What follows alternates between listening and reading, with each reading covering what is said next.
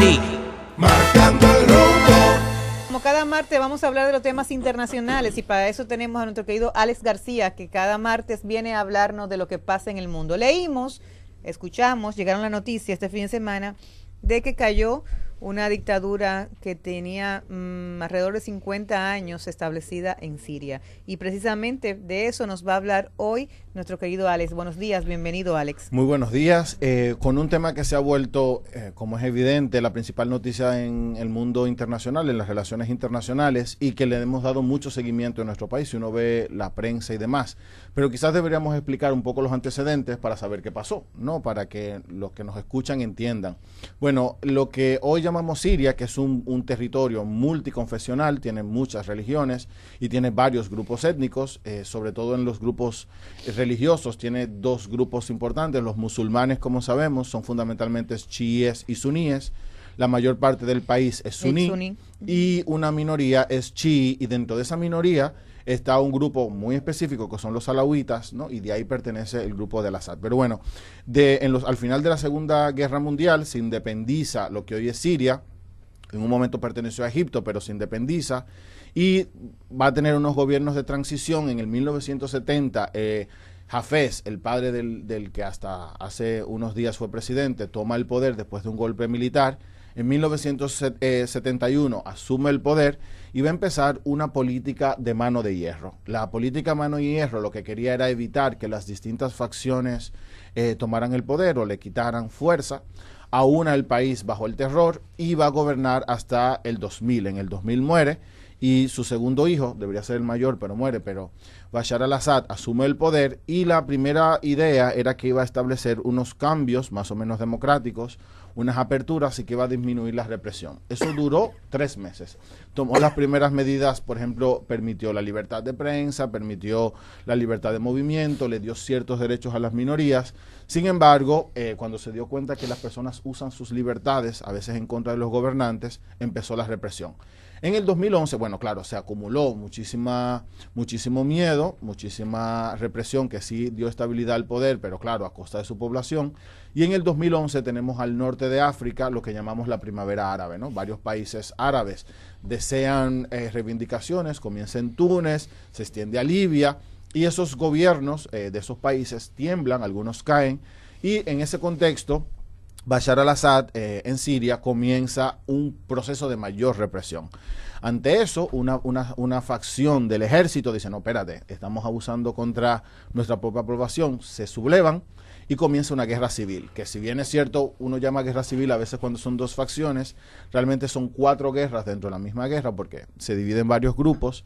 Y en el 2011 comienza una gran represión, una represión sanguinaria del gobierno de Bashar al-Assad, que dice que tiene más o menos 500.000 de muertos, algunos dicen que 600.000 muertos, y tiene entre 6 y 7 millones de desplazados, personas dentro de su país que salen, de exiliados, perdón, y de desplazados internos, la mitad de la población, sí, con una pobreza impresionante. Para Jordania, para Turquía, para Irak. Sí, en Libia también tiene, entonces en los países de alrededor. Líbano, sí. Y llegaron hasta Europa. Sí, a Europa. En Alemania yo no sabía el número, es 1 millón, sí. 1 millón de refugiados en Alemania, un número impresionante. Sí. Se van, salen a cualquier parte del mundo a malpasar, ¿no? Mientras dentro del territorio los que se quedan sistemáticamente sufren. Yo estaba viendo la cantidad de presos políticos, nada más y nada menos que 40.000 presos políticos, un número alarmante, y además que eran mazmorras, la mayor parte morirán antes de salir. Y una de las cosas que uno veía, un paréntesis, de las primeras declaraciones, cuando abren las cárceles, ¿no? Cuando llegan a Damasco, abren la cárcel y sale un señor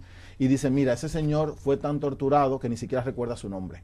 Tiene 45 años en la cárcel, ¿no? Y no recuerda su nombre. Bueno, el hecho es que hace justo 12 días, dos grupos de facciones de lo que proislámicas, ¿no? Que le dicen radicales, comenzaron a tomar las principales ciudades. Primero tomaron la segunda ciudad de importancia, que sería como Santiago para nosotros, que es Alepo, y después comenzaron a avanzar. Impresionantemente, tomaron Damasco en la madrugada del domingo y derrocaron el gobierno. El presidente Bashar al-Assad salió, ahora se dice de manera oficiosa que está en Rusia, pero cayó un gobierno. Si me hubiesen preguntado hace una semana si eso hubiese ocurrido, y para mí era impensable. Y las razones que se dan para que eso se pudiera hacer, y no se dio desde el 2011 hasta el 2020, y en el 2016 hubo un pico de que casi tomaban Damasco. ¿Por qué se dio? Bueno, pues los analistas dicen que por 3 razones fundamentales. Los 2 apoyos más importantes que tenía el gobierno de Siria eran Irán y Rusia. Rusia, por intereses particulares, tiene 2 bases militares, una aérea y una marítima en Siria, que son sus únicas salidas a los mares cálidos, al mar Mediterráneo. Y dicen que Rusia, evidentemente, está enfrascada en su propia lucha en Ucrania y no podía enviar ni municiones ni ejércitos, como antes lo había hecho. Sabemos que Rusia tiene un momento de debilidad que tuvo incluso que acudir a otros países, como por ejemplo Corea. Eso por un lado. Por el otro, Irán, que era su otro gran aliado, tanto económica como militarmente, no puede porque tiene su guerra en Palestina y no pudo enviar en este momento armas.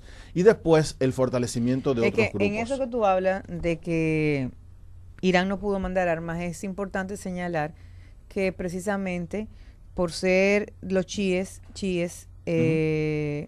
y ese gobierno, ser parte de ellos, están vinculados a Hezbollah y a los milicianos palestinos. Así es. O sea que también la caída del régimen puede dar un aire a Israel. Un gran beneficio. Un gran beneficio. Y hay que pensar que Estados Unidos precisamente siempre ha apoyado a los suníes. Así es. Y entonces en este proceso también hay un cambio en la política internacional de poder, porque Siria es, quizás para uno no lo ve así, pero para la política del mundo árabe era un referente importante conectado con Irán y Siria. Así es. Entonces hay que ver que Putin definitivamente su agenda es de él, individual. O sea, Putin está ahora trabajando para su proyecto que es Rusia y no ayudó, porque en otra oportunidad intentaron derrocarlo, Claro. y él ayudó, intervino 7 veces. 7 veces, pero él en esta oportunidad ni tenía tiempo, ni también tenía económicamente los recursos para dar el apoyo, lo que hace es que le da asilio. Y material bélico, pensemos Material bélico, que es muy costoso. El último gran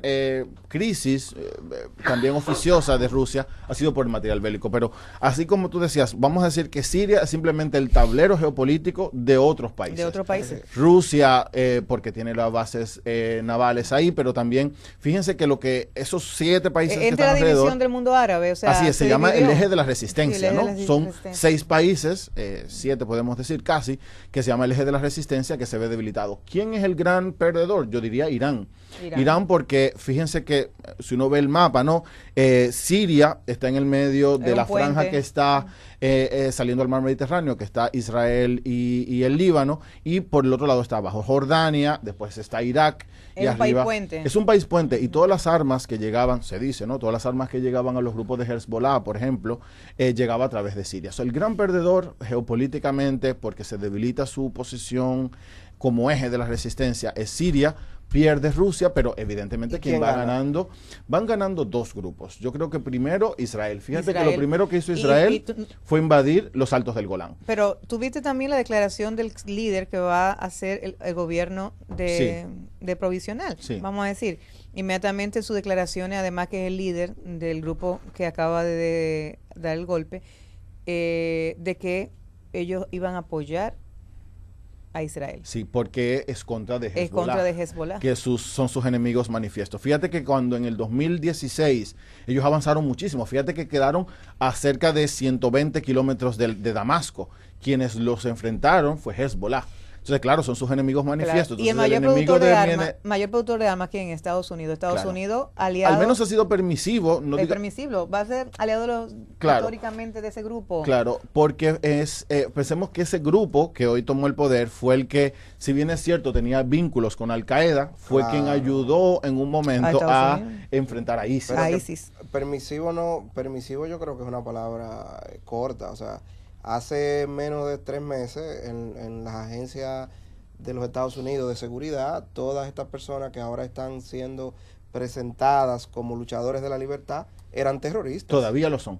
Pero pero ahora la narrativa de ayer para acá es los rebeldes, o sea, gente que salían en los titulares, en los comunicados de prensa del Departamento de Estado de los Estados Unidos como terroristas, de ayer para acá están saliendo como luchadores de la libertad. Claro, porque ahora como rebeldes, representan económicamente Quizás que eran económicamente terroristas. ahora. O Quizás sea, Turquía más fácil que Estados Unidos, porque Estados Unidos como que no ha tomado una posición clara. No, Estados Unidos, claro Estados que sí. Unidos Claro, lo que no, hizo claro que fue sí. inmediatamente bombardear. Claro, O sea, claro. bombardeó O sea, Los inmediatamente puntos de ISIS. los puntos de ISIS. Claro, pero como reconocimiento. Como para países que qué? sí. Es como para decirle, mira, nosotros estamos aquí, no se pasen de las rayas. Ajá. Pero fíjate que todavía de Estados Unidos no hemos tenido, al menos de manera pública, algo más que nosotros vamos a propiciar el paso o el traspaso de las instituciones. Oh, pero ven acá, tú Pero a diferencia de Turquía. tú quieres más apoyo que- Claro, que lo pero que por eso desplegar digo, bomba. pero por O sea, eso digo, eso- a diferencia para de acabar con Turquía, los puntos a diferencia de de Turquía, ISIS. pero ¿qué es lo que quizás podemos ver? A diferencia de otros países que sí han tomado posiciones de reconocimiento.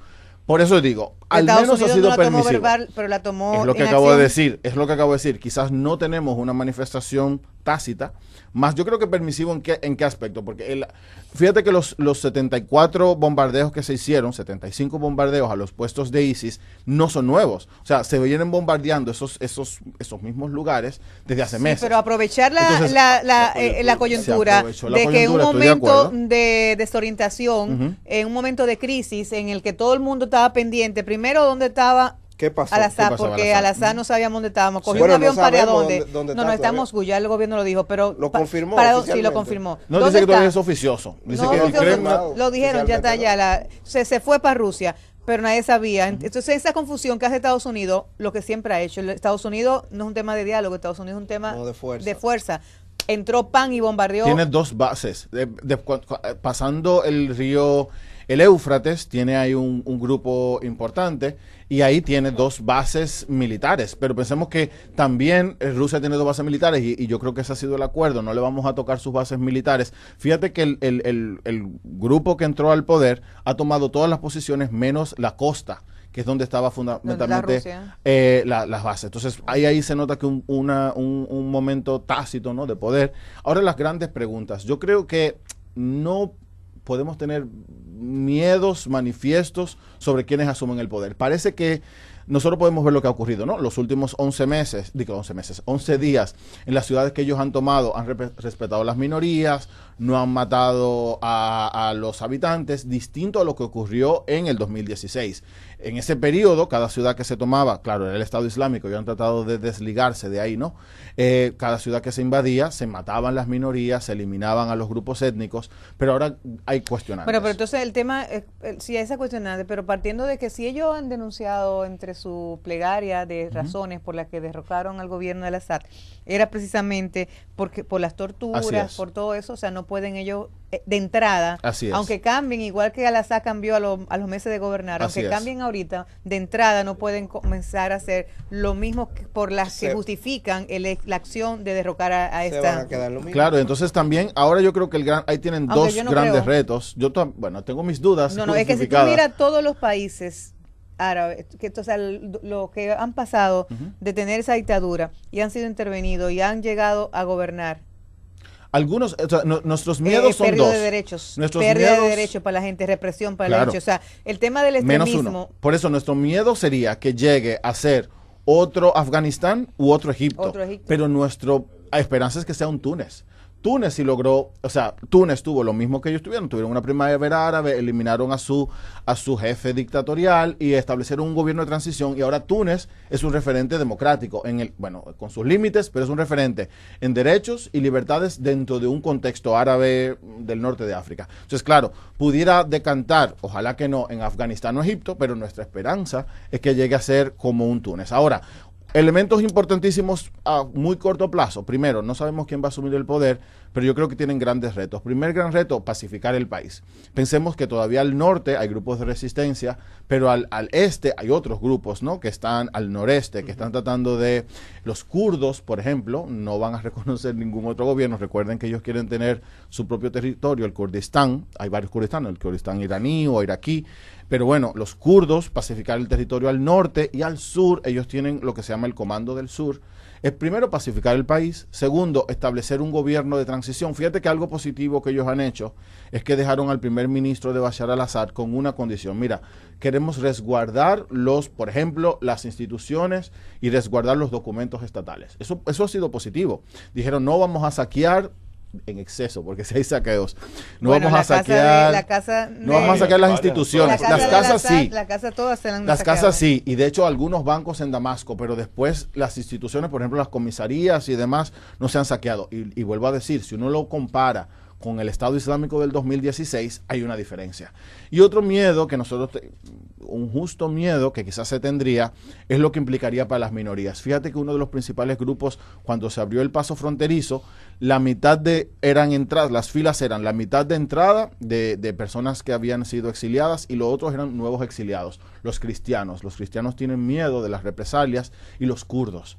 Entonces, hay que ver qué va a pasar con esas minorías. El grupo es profundamente islámico. Así es. Son la derecha totalmente del islamismo. Sí, con grupos internos, o sea, hay 3 grupos dentro de ese grupo de poder, o sea, no es lo único objetivo común que tenían era eliminar a Bashar al-Assad. Después, ideológicamente hay diferencias. Los 2 grupos fundamentales, hay un líder, como una cara, pero dentro de los grupos que tomaron el poder hay varios, ¿no? Hay 3 facciones y fíjate que ni siquiera son todos suníes, ¿no? Hay como dentro de ese mismo grupo diferencias religiosas e ideológicas. Hay un grupo que parece ser más prodemocrático y dijo, mira, vamos a tener un gobierno civil a través de elecciones, no inmediatas, pero nos iremos a elecciones. Y hay otro que es de establecer la Sharia, ¿no? La ley islámica. Bueno, Alemania y Francia, que tienen una gran cantidad en sus territorios Así de es. sirios, pues fueron de los primeros que declararon que van a ayudar, van a colaborar, a cooperar con el nuevo establecimiento de Siria. Siempre y cuando se vayan, fíjate que acabaron de eliminar las posibilidades de refugio.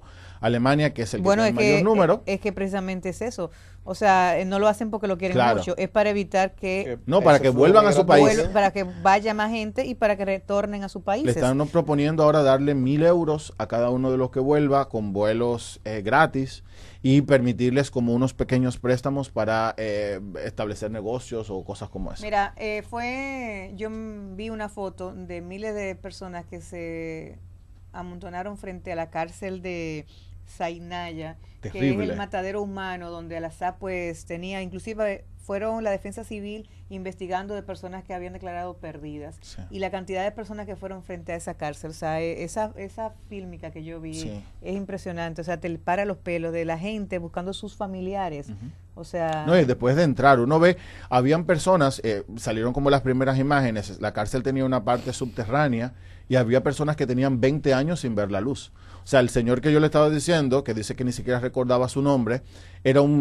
salieron las imágenes, era una persona que había hecho una lucha pacífica, simplemente se estableció delante del Parlamento con un cartel que decía, yo también quiero respuestas. Y ya, tenía 40 años en la cárcel y dice ni siquiera recuerda su nombre. O sea, fue tan sistemáticamente torturado que perdió incluso la memoria. Entonces, claro, sabemos que se está saliendo de un régimen bastante sanguinario. El miedo siempre está. Toda revolución implica un momento de transición difícil. No hay ninguna revolución que haya sido del todo pacífico, productiva. En ese sentido, quizás España fue un buen ejemplo. Dicen unos ejemplos de transición de la dictadura a la democracia. Salvo escasos ejemplos, en la mayor parte de los casos las transiciones a los procesos después institucionales son difíciles. A ver cómo la comunidad internacional también puede acompañar desde lo que pueda. Así es. Bueno, mientras tanto, después de la caída de Al-Assad, Siria es un país dividido entre la esperanza y los temores. Señores, vamos a una pausa, usted no se mueva, retornamos aquí, marcando el rumbo. Comenzando el día, informando, analizando al mundo, aquí llegó